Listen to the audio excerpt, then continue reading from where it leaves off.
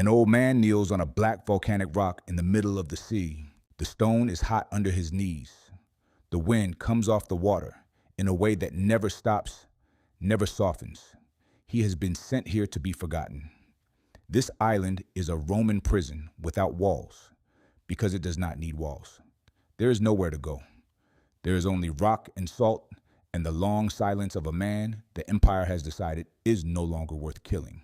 And then behind him, a voice like a trumpet. He cannot turn around fast enough. He cannot stand. His legs give out and he falls on his face like a dead man on the warm black stone. And in that moment, the forgotten old man on the forgotten island is handed the most dangerous document of the ancient world. His name is John, and he is about to write about a city. But here's the strange part. The city he names has been dead for centuries. Babylon, the great empire of gold and terror, fell 539 years before Christ was ever born.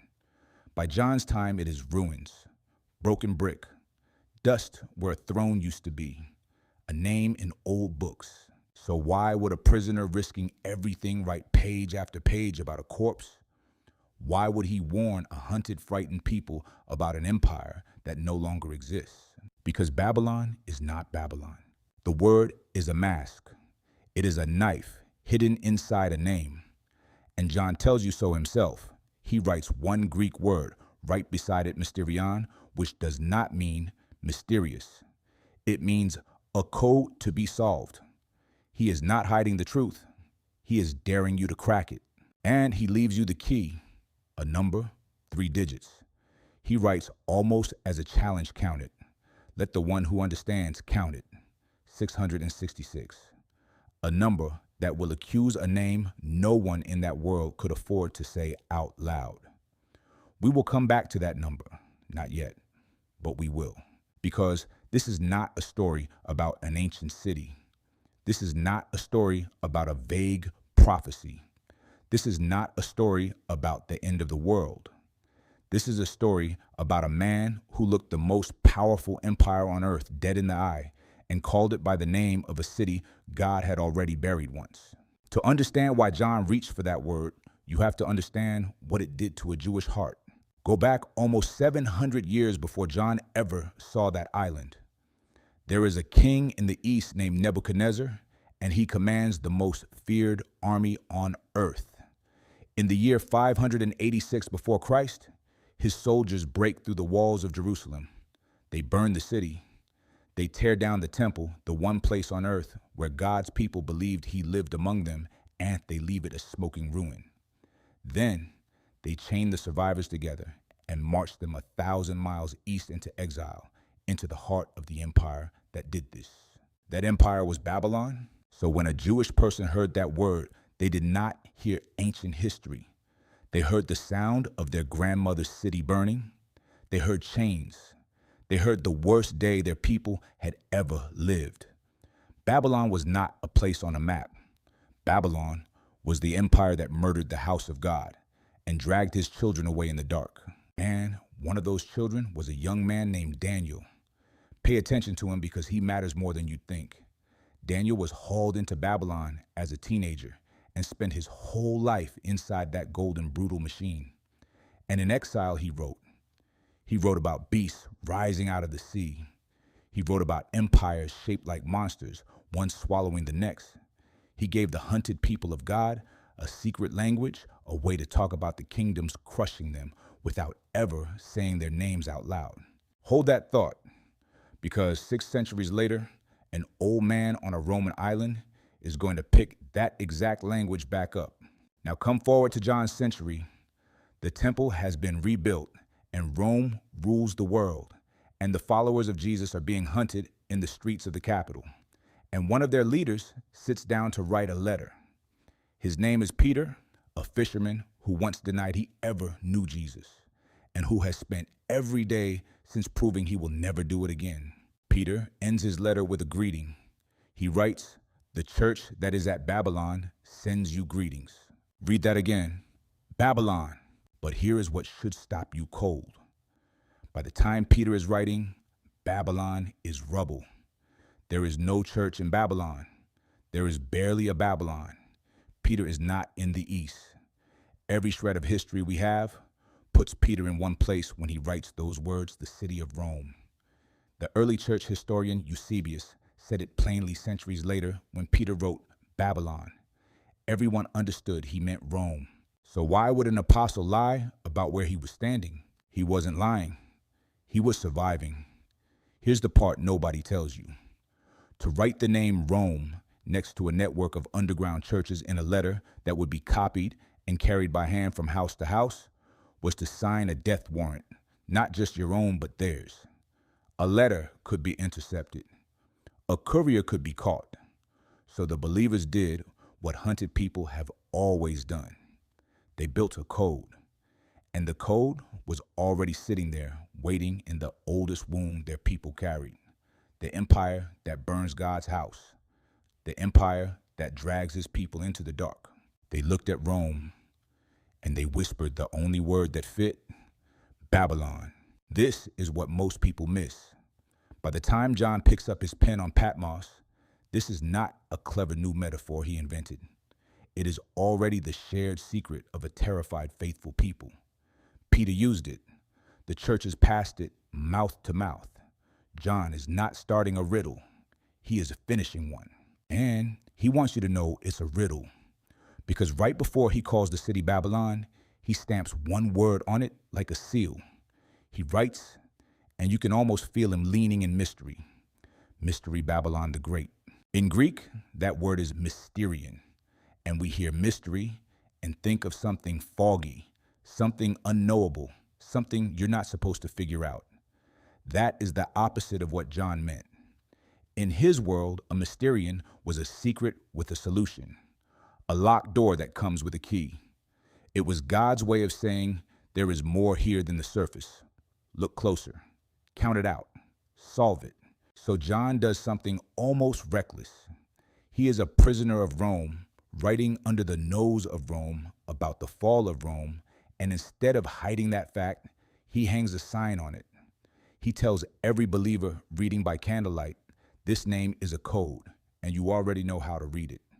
And he tells every Roman censor who might seize the scroll, it's just an old story about an old city, nothing to see here. One word, two completely different readings depending on who was holding the page. That is not confusion. That is genius under pressure.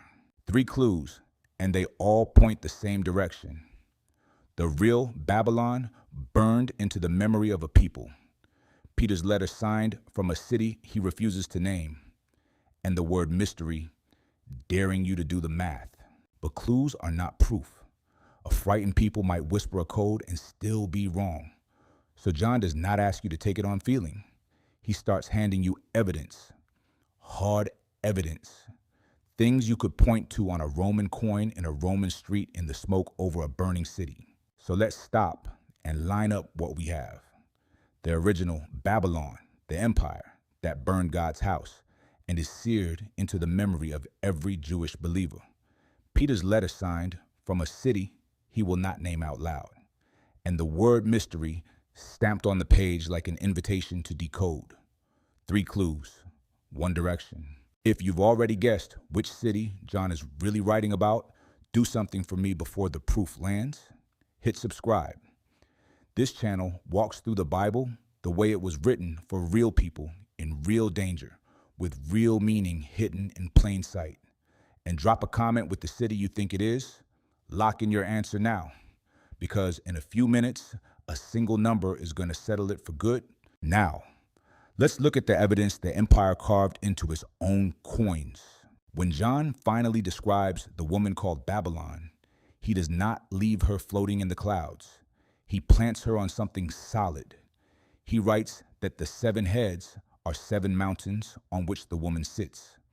And then he adds a line that reads, almost like a wink to the reader here, is the mind that has wisdom.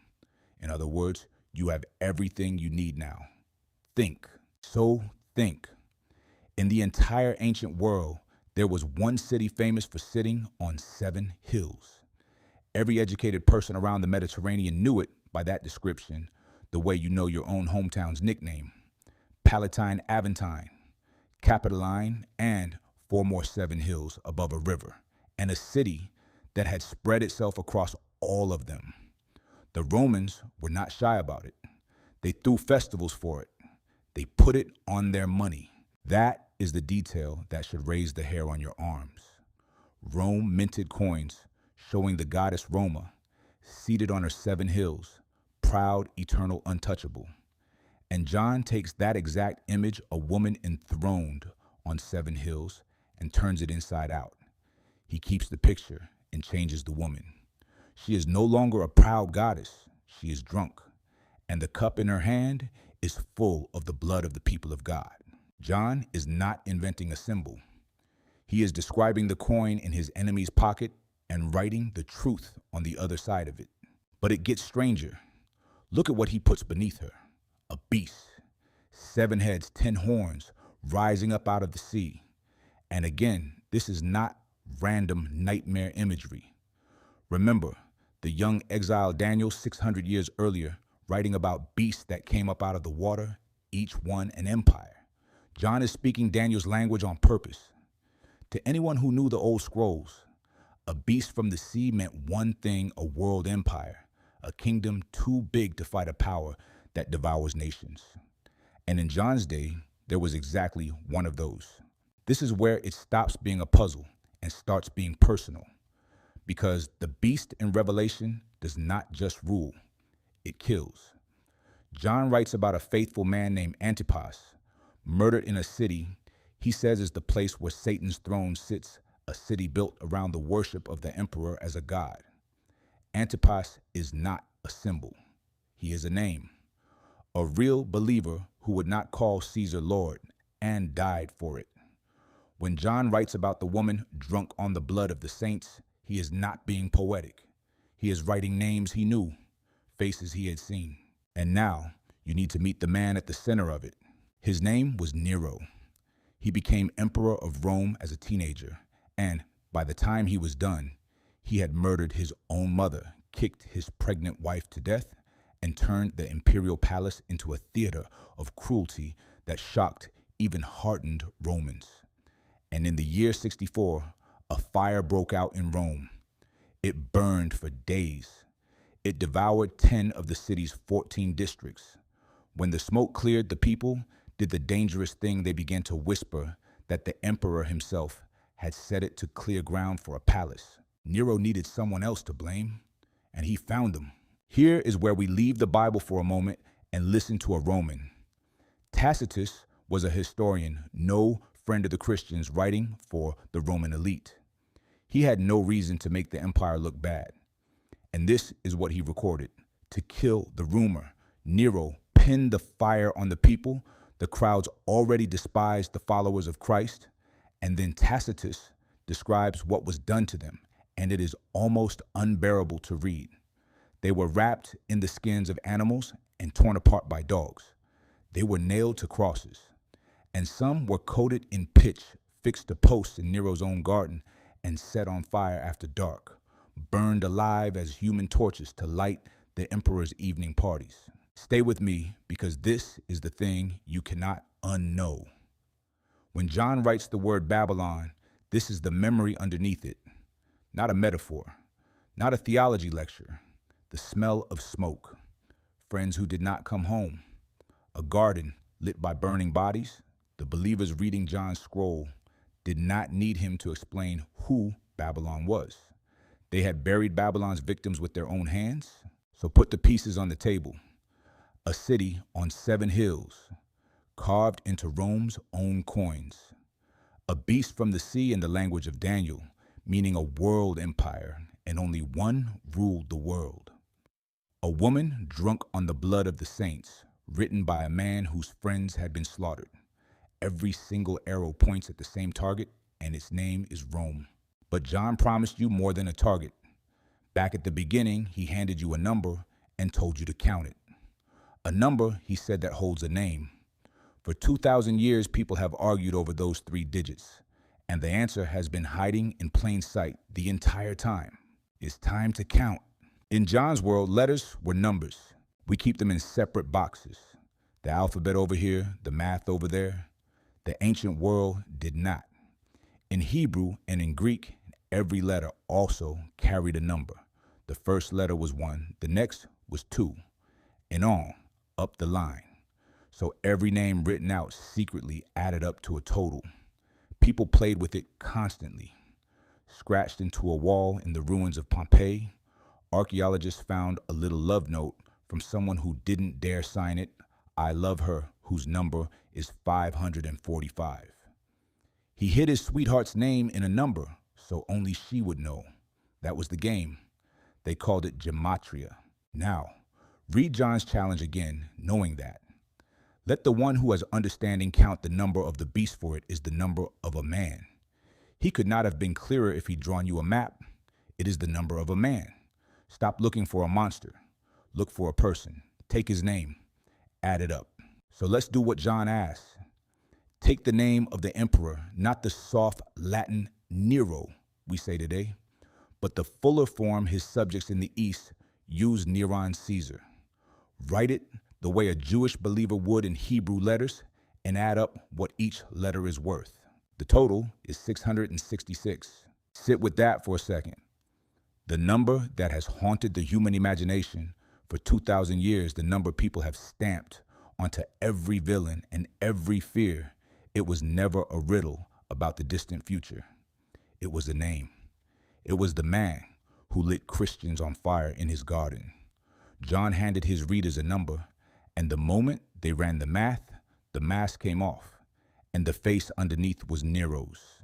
But here's the part that turns a strong case into something almost airtight. And this is the detail nobody tells you. In a handful of the oldest surviving copies of Revelation, the number is not 666, it's 616. For centuries, scholars looked at that and assumed some tired scribe had simply miscopied it. A mistake, a slip of the pen. But watch what happens when you take that same name, Nero Caesar, and spell it the Latin way instead of the Greek. You drop a single letter, the final N, the one worth 50. Take 50 away from 666, and you land on exactly 616. Think about what that means. The error isn't an error at all. It's the same man's name in a different accent. One name, Nero, is the only solution on earth that explains both numbers at once. Spell it in Greek, you get 666. Spell it in Latin, you get 616. Every road runs back to the same emperor. That is not a coincidence you can wave away. That is a fingerprint. And now step back and see what John actually did, because it is staggering. Rome called itself eternal. They struck it on their coins. Roma Eterna. Rome the eternal, the empire that would never fall, stamped into metal and pressed into the hand of every person in the known world. And while Rome was minting its own immortality, one exiled old man on a prison island looked at all that marble and all those legions and that god emperor who burned people for fun, and he was not impressed. He took the proudest empire in human history, the one that called itself eternal, and he gave it the name of a kingdom that was already dust. He filed it under Babylon, fallen, past tense, as good as gone, because John had seen the pattern. Babylon thought it was forever, and Babylon is a ruin you can walk through today. Every empire that ever carved eternal into stone is buried under the next one. The pyramids outlived the pharaohs. The Colosseum outlived the Caesars. And the followers of a crucified carpenter, the ones hunted through the streets, the ones turned into torches, they are still here reading these words 2,000 years after the empire that tried to erase them turned to rubble. That is the secret folded inside the code. Babylon was never really about Babylon, and it was never only about Rome. It is the name God gives to every power that believes it is too big to fall, and every one of them is wrong. They all think they are eternal. They all end up as someone's ruins. There's only one kingdom that does not, and it never belonged to any Caesar. So when John writes Babylon, he is not afraid of Rome. He is telling Rome something it could not bear to hear. Your number's up. we counted. So let's bring it home. 3 things to carry with you. First, the fact. Babylon in the book of Revelation is not Babylon. It is a code name for Rome, and you do not have to take that on faith. The city sits on 7 hills, the way only Rome did. Peter signed a letter from it without daring to write its name. And the number of the beast counted out the way John told you to count it spells a Roman emperor who burned believers alive. The clues do not point in 7 directions. They point at 1. Second, what it means for you. The Bible knows how to tell the truth in a world that punishes the truth. The people who first read these words were hunted, censored, and afraid, and God did not hand them a lecture. He handed them a code so the message could survive the people trying to burn it. Sometimes faith does not shout. Sometimes it whispers in a language only the faithful can read and outlasts the empire straining to hear it. And third, the one I want to stay with you after you close this video, every Babylon falls. Every power that ever called itself eternal is somebody's ruins now. The empire that lit gardens with burning Christians is gone, and the Christians are still here. Whatever feels too big to fall in your life tonight, it has an expiration date already written. Only one kingdom doesn't, and it never belonged to any Caesar. So let me ask you, which empire, which power, which Babylon do you think rules the world right now? Tell me below. I read them. A dead city wore the name of a living one, and in the end, they both fell counted out by the same number, by an old man on a rock who was not afraid.